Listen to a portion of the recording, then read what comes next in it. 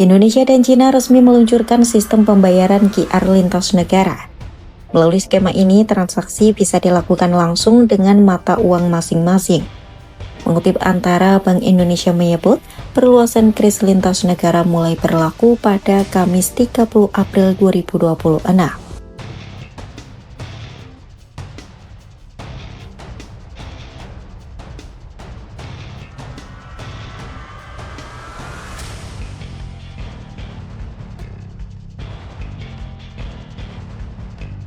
Perubahan besar dalam sistem keuangan global seringkali datang secara perlahan, hampir tak terasa, hingga pada suatu titik, dunia menyadari bahwa aturan lama tidak lagi berlaku.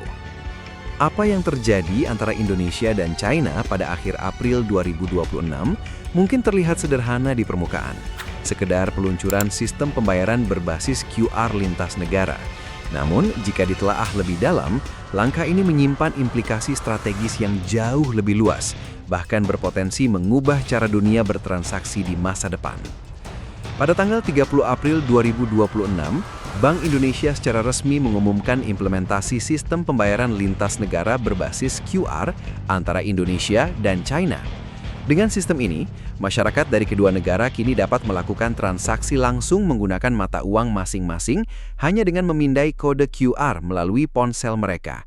Tidak lagi diperlukan konversi ke dolar Amerika Serikat sebagai mata uang perantara, sebuah praktik yang selama puluhan tahun menjadi tulang punggung transaksi internasional. Bayangkan seorang wisatawan Indonesia yang sedang berada di Shanghai. Sebelumnya, ia harus menukar rupiah ke dolar terlebih dahulu, kemudian mengonversinya lagi ke yuan. Proses ini bukan hanya memakan waktu, tetapi juga menimbulkan biaya tambahan akibat selisih nilai tukar dan biaya administrasi. Kini, dengan sistem baru ini, cukup dengan satu kali scan QR, pembayaran langsung diproses dalam rupiah dan diterima dalam yuan oleh pihak penjual. Proses yang sebelumnya kompleks kini menjadi instan, efisien, dan jauh lebih murah.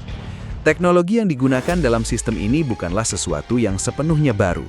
Indonesia telah memiliki QRIS sebagai standar nasional pembayaran digital, sementara China sudah lebih dulu mengembangkan ekosistem pembayaran digital yang sangat matang melalui platform seperti UnionPay QR dan Alipay QR.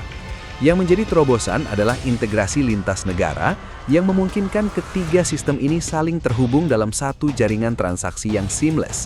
Integrasi ini menciptakan pengalaman pengguna yang nyaris tanpa hambatan, sekaligus membuka jalan bagi sistem pembayaran global yang lebih terdesentralisasi. Namun, di balik kemudahan tersebut, terdapat dimensi geopolitik dan ekonomi yang jauh lebih kompleks. Selama beberapa dekade terakhir, dolar Amerika Serikat telah menjadi mata uang dominan dalam perdagangan internasional. Hampir semua transaksi lintas negara bergantung pada dolar sebagai perantara, yang memberikan Amerika Serikat pengaruh besar terhadap sistem keuangan global. Dengan menghilangkan kebutuhan akan dolar dalam transaksi bilateral, Indonesia dan China secara tidak langsung mulai mengurangi ketergantungan terhadap sistem tersebut. Langkah ini sejalan dengan strategi besar China untuk mendorong internasionalisasi yuan. Selama bertahun-tahun, China berusaha meningkatkan peran mata uangnya dalam perdagangan global. Salah satu cara yang ditempuh adalah dengan membangun infrastruktur keuangan alternatif yang tidak bergantung pada sistem Western. Dalam konteks ini, sistem pembayaran QR lintas negara menjadi salah satu instrumen penting untuk memperluas penggunaan yuan di luar negeri. Menurut Alicia Garcia Herrero, kebijakan seperti ini tidak hanya berdampak pada efisiensi transaksi, tetapi juga memperkuat hubungan finansial antara China dan negara-negara Asia. Dengan semakin banyak negara yang terhubung dalam jaringan pembayaran berbasis yuan, posisi China sebagai kekuatan ekonomi regional akan semakin solid. Ini bukan sekedar soal teknologi, melainkan tentang membangun ekosistem ekonomi yang saling terintegrasi dan saling bergantung. China memang dikenal agresif dalam memperluas pengaruh ekonominya di kawasan Asia Tenggara. Sebelum Indonesia, skema serupa telah diterapkan di Thailand, Malaysia, Singapura, dan Vietnam.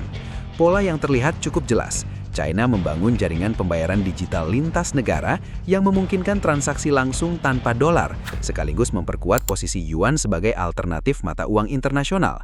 Dengan bergabungnya Indonesia dalam jaringan ini, cakupan pengaruh tersebut menjadi semakin luas dan signifikan. Salah satu elemen kunci dalam strategi ini adalah pengembangan sistem pembayaran alternatif seperti CIPS yang dirancang sebagai alternatif dari sistem keuangan global berbasis barat. Jika selama ini jaringan seperti SWIFT mendominasi transaksi internasional, maka kehadiran CIPS menawarkan opsi lain yang lebih independen dari pengaruh Barat.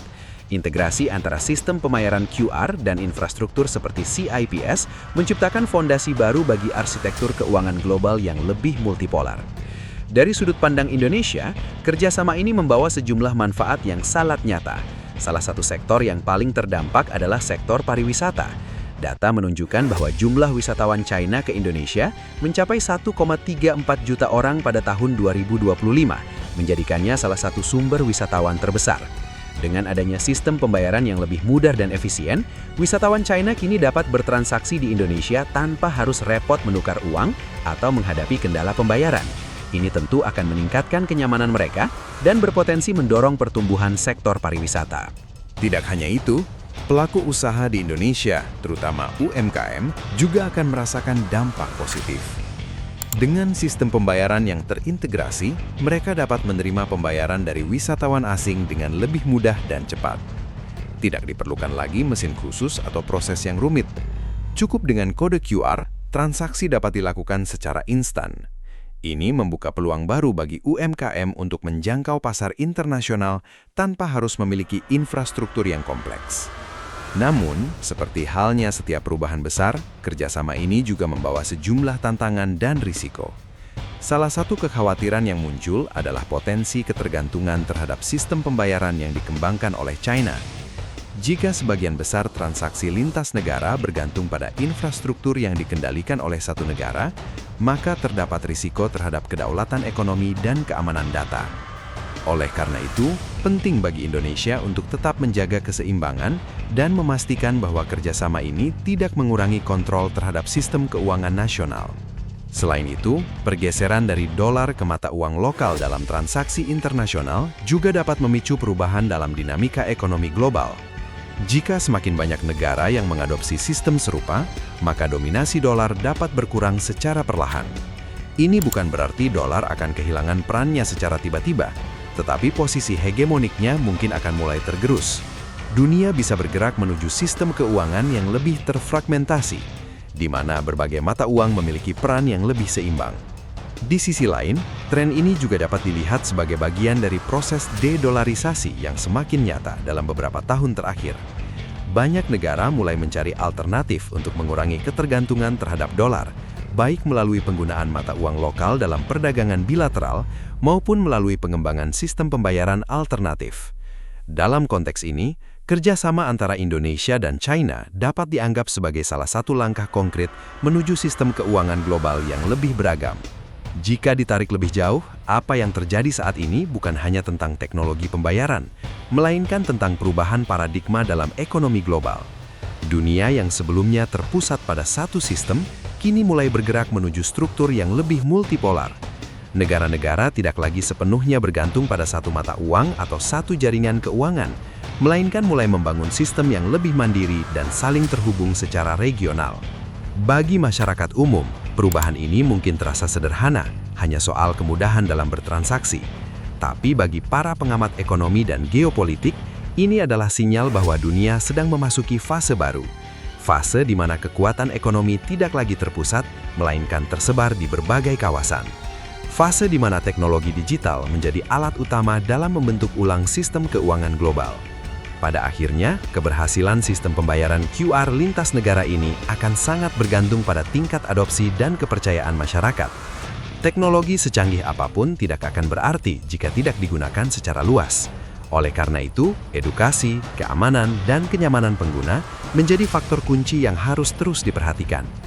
Jika semua elemen ini dapat berjalan dengan baik, maka bukan tidak mungkin sistem ini akan menjadi standar baru dalam transaksi internasional. Apa yang dimulai sebagai kerjasama bilateral antara Indonesia dan China hari ini bisa menjadi model bagi negara-negara lain di masa depan.